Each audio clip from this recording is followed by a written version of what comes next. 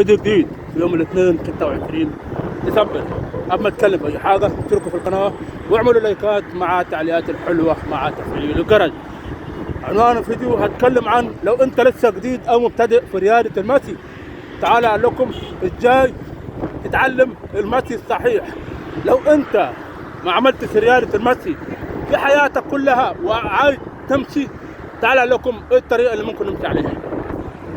اول حاجه لو انت لسه جديد في رياده المشي، اول حاجه تعملها تمشي بالراحه.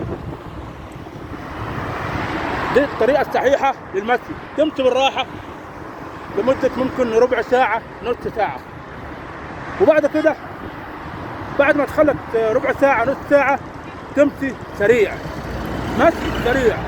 بعد كده تهرول على الخفيف وبلاش الجري اللي هو السريع. اللي متعود على الجري السريع ده انت ممكن تكون، يعني انا مثلا بجري سريع، بقالي سنين بعمل رياضه المشي.